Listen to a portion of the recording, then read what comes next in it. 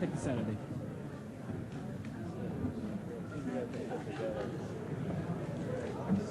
Take this.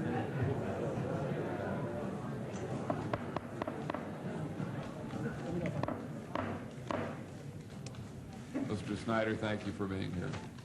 Thank you for having me here. I don't know if it's morning or afternoon. I'll say both. Good morning and good afternoon. My name is Dee Snider. That's S-N-I-D-E-R. I have been asked to come here to present my views on, quote, the subject of the content of certain sound recordings and suggestions that recording packages be labeled to provide a warning to prospective purchasers of sexually explicit or other potentially offensive content, unquote. Before I get into that, I'd like to tell the committee a little bit about myself. I'm 30 years old, I'm married, I have a 3-year-old son. I was born and raised a Christian, and I still adhere to those principles. Believe it or not, I do not drink, I do not smoke, and I do not do drugs. I do play in and write the songs for a rock and roll band named Twisted Sister that is classified as heavy metal. And I pride myself on writing songs that are consistent with my above-mentioned beliefs. There are many facets to this complex issue, and time does not permit me to address all of them. However, my feelings are expressed for the most part by the August 8, 1985 letter to the Parents Music Resource Center from Mr. Stanley Gordikoff, President of the Recording Industry Association of America. This letter was a formal response to the PMRC's petition of the RIAA. The only part of this document I do not support is Mr. Gordikoff's unnecessary and unfortunate decision to agree to a so-called generic label on some selected records. In my opinion, this should be retracted. Since I seem to be the only person addressing this committee today who has been a direct target of accusations from the presumably responsible PMRC, I would like to use this occasion to speak on a more personal note and show just how unfair the whole concept of lyrical interpretation and judgment can be, and how many times this can amount to little more than character assassination. I have taken the liberty of distributing to you material and lyrics pertaining to these accusations. There were 3 attacks in particular which I would like to address. Accusation number 1. This attack was contained in an article written by Tipper Gore, which was given the form of a full page in my hometown newspaper on Long Island. In this article, Ms. Gore claimed that one of my songs, Under the Blade, had lyrics encouraging sadomasochism, bondage, and rape. The lyrics she quoted have absolutely nothing to do with these topics. On the contrary, the words in question are about surgery and the fear that it instills in people. Furthermore, the reader of this article is led to believe that the 3 lines she quotes go together in the song, when, as you can see from reading the lyrics, the first 2 lines she cites are an edited phrase from the 2nd verse, and the 3rd line is a misquote of a line from the chorus. That the writer could misquote me is curious, since we make it a point to print all our lyrics on the inner sleeve of every album.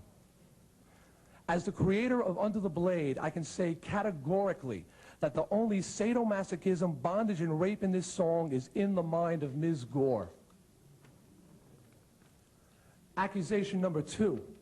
The PMRC has made public a list of 15 of what they feel are some of the most blatant songs lyrically.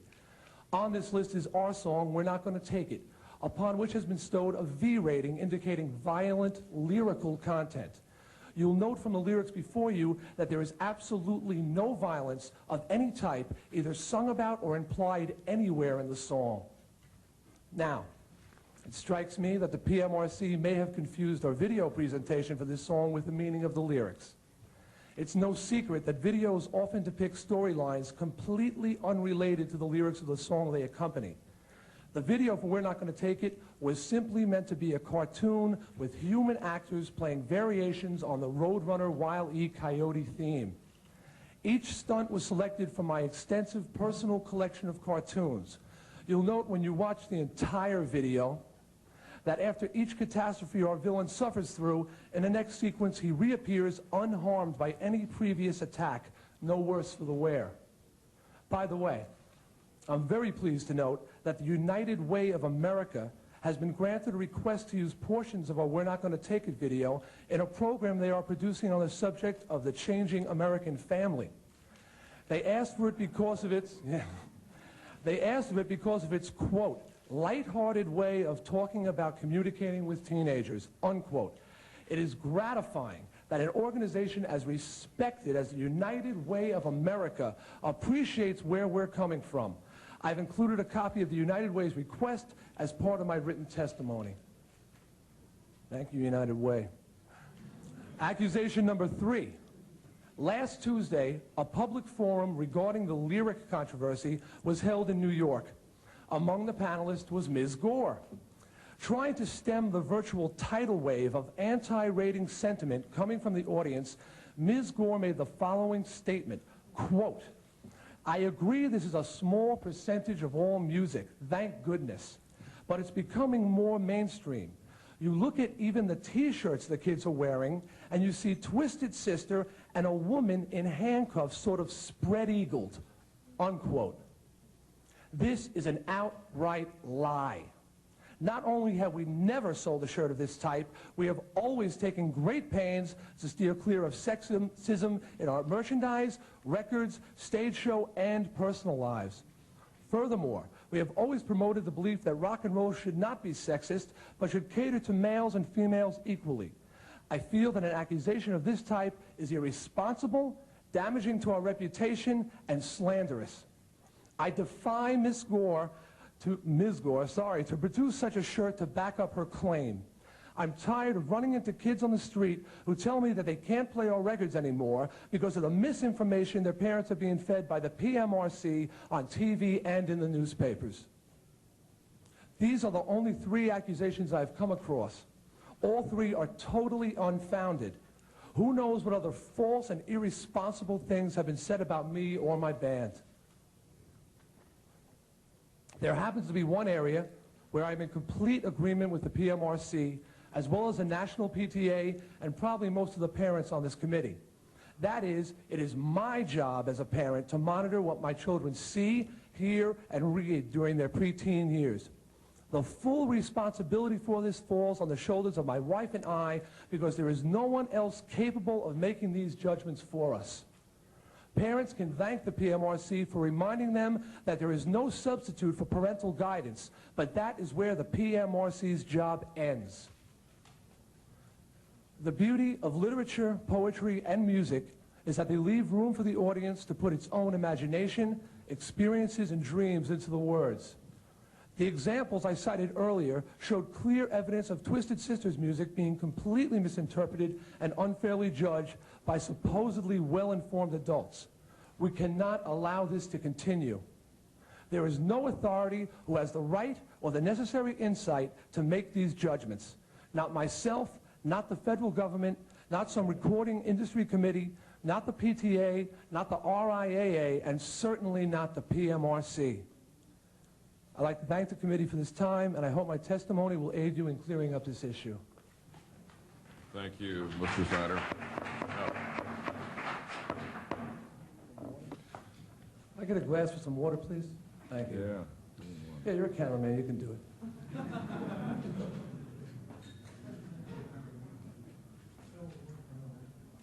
Thank you. Sorry. Mr. Snider, let's suppose that there is music which, say, glorifies incest, not yours. Let's suppose that there is some music that glorifies incest. Do you think that, parents should know about it? Or do you think that it's just a matter between whoever is selling the record and whoever is buying it? As I said in my testimony, I think it's very important that parents be aware of that these lyrics exist. How could they find out about it? Well, quite simply, as a parent myself and as a rock fan, I know that when I see an album cover with a severed goat's head in the middle of a pentagram between a woman's legs, that it's not the kind of album I want my son to be listening to. Right. If I read a title on the back of, say, somebody said Ice Cream Castle, a title called If the Kid Can't Make You Come, whatever it is, I realize that's a sexually explicit song. By just looking at the cover, looking at the lyrics, looking at the, I should say, the titles, that should cover just about all bases. The few albums that do not express their intentions on the cover or in the song titles, I think a parent could take it home, listen to it, and I don't think there's too many retail stores that would deny them the ability to return the album for something different. Do you think that that most parents, or even kids for that matter, know everything that's on an album when they buy when a child buys an album? I don't know half the things that are on half the albums I own. Right. Some of the bands I listen for musical reasons. Other bands I listen to for lyrical reasons. I know that AC/DC, one of my favorite bands, sings a lot of songs glorifying hell and damnation. I'm a Christian. I don't believe in, I don't want to go to hell, and I don't want to be damned for all time, but I do like the feel of the songs. The lyrics have no effect on me. Other bands who have more to say, I listen to their words and I learn from their words. Do you think that now there is adequate basis for parents to know what's on the records that their kids are buying? I think if they really are concerned, there is. But quite honestly, I don't think that the majority of parents are in reality as concerned as the PMRC or myself. I don't think they really want to spend the time to listen to what they might consider to be a bunch of noise. You know, they put it on and they can't understand the thing that's being said anyway. So I think most of them don't spend enough time with it. Senator Hollings?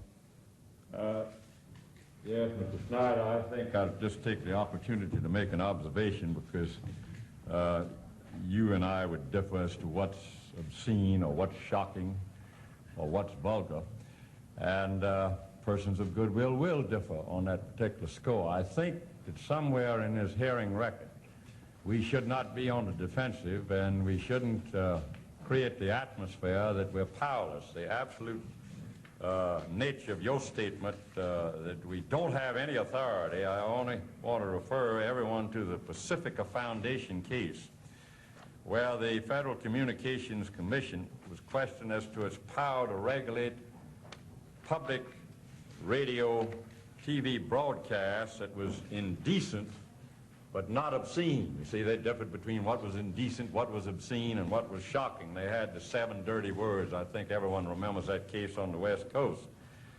And the Supreme Court of the United States found out positively the FCC had the authority, had the responsibility, and I'm quoting from the language of the Supreme Court, patently offensive, indecent material presented over the airwaves confronts the citizen not only in public, but also in the privacy of the home, where the individual's right to be left alone plainly outweighs the First Amendment rights of an intruder. So this isn't just a forum to rally one way or the other and hope something happens. This is a forum with a definite responsibility with respect to Congress and enunciating the duties of the Federal Communications Commission, which have been constitutionally followed. So I understand your opinion, and that's why we invited you up here to hear your words and not mine, but I think that the general nature of all this testimony of nothing censorship, First Amendment absolutism does not pertain with respect to the broadcast media, and that's, of course, the main media, I guess you would agree, to actually sell the record, wouldn't it not be? Yes, except I'd like to clarify something. I said no authority has the right or necessary insight. I didn't say you weren't able to. I said you don't have the right, or I don't have the right, or the RIAA. Also, we're talking about the airwaves as opposed to a person going with their money to purchase an album, to play in their room, their home, on their own time. The airwaves is something different. I think that the FCC and even MTV have done a fair job in keeping profanity, obscenity, and things like that off the public airwaves. But as far as what you listen to your own home, that's something totally different, I feel. Yeah, I think that record ought to be elaborated to show just that. Previously, about 5 years ago, 6 years ago, before this committee, we had the TV networks. And pursuant to that particular hearing, they again came back, I remember specifically CBS, and they demonstrated how they had this film, and then they got together with their producer and removed certain scenes of violence and certain 4-letter words and did not offend the producer's sense of art and the production itself. So we've made some progress, but bottom line with respect to these particular records, the Supreme Court has found that there is that right and that responsibility. Thank you, Mr. Chairman. Senator Gore. Thank you very much, Mr. Chairman. Excuse me, are you going to tell me you're a big fan of my music as well? No, I'm not a fan of your music. I'm sorry, Mr. Gore. I'm aware that Frank Zappa and John Denver cover quite a spectrum, and I do enjoy them both. I am not, however, a fan of Twisted Sister, and I will readily say that. Mr. Snider, what is the name of your fan club? The fan club is called the SMF Friends of Twisted Sister. And what does SMF stand for when it's spelled out? It stands for the Sick Motherfucking Friends of Twisted Sister.